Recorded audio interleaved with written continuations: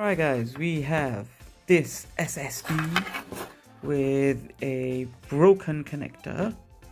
So I've ordered the bits in the game, so let's get to it. So here's the board.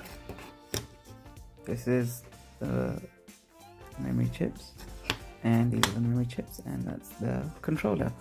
Now this is what we need to take off.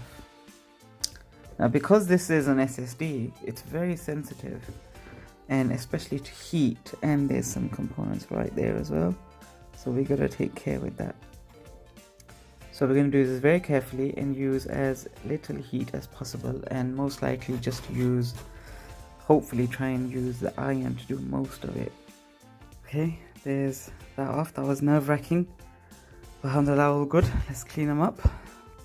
Beautiful. Okay, got all the pads tinned and ready, and there's the new connector. And right there. Let's get that soldered on. Now, as with the HDMI, we go around and we test each pin.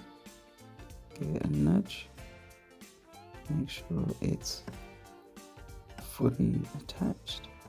Oh yeah, sorted meat.